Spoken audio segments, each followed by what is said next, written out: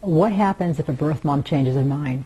And believe me, I know that because my own birth mother changed her mind, and the laws were very different back then. In fact, I helped change the laws so that the period of time, the wait period, is much shorter in California now, and each state has different laws on the period of time a birth mom can change her mind. And that's why it's important, I feel, that you need to have some type of relationship with the birth mom prior to birth, if we're talking about a newborn, and also have good adoption representation of a good professional working with you. It is very difficult, and I have been with families that had reclaims, that had been in the room, had to facilitate that. It doesn't happen a lot. Actually, we have more adoptive parents that change their mind than birth parents.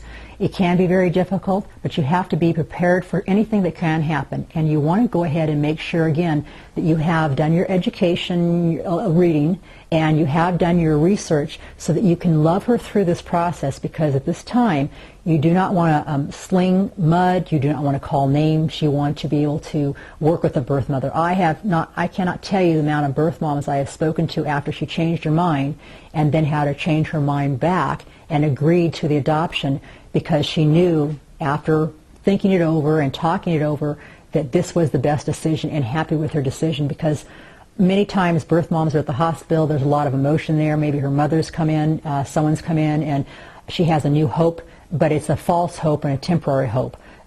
And so you have to realize that you need to have good communication with your adoption professional, with your birth mother, and not share all that fear with the birth mother and be impatient. If you're going to have that, you want to go ahead and share that with your adoption professional at lifetime, because they can help you. But if it does happen, remember to love your birth mom through more and more, just like my own adoption. In my adoption, my birth mom changed her mind twice, and actually at the very end she said, the baby is better off with you. And I've had adoptions too where adoptive parents cut the communication with the birth parents, really caused a scene, and when the birth mom came back to replace, she placed with another family. And because she realized that family was just very bitter, very angry, and would not make good parents. We don't want any families like that, and we want you to be prepared ahead of time for anything. And just remember that this is all in God's hands, in His timing, and that this is her child, and it's a gift she's giving to us. So we want to make sure she has all the resources, the counseling available, and that you're prepared to handle whatever is going to happen. That most adoptions go through without a hitch, but again, I want to share this little part so you're prepared.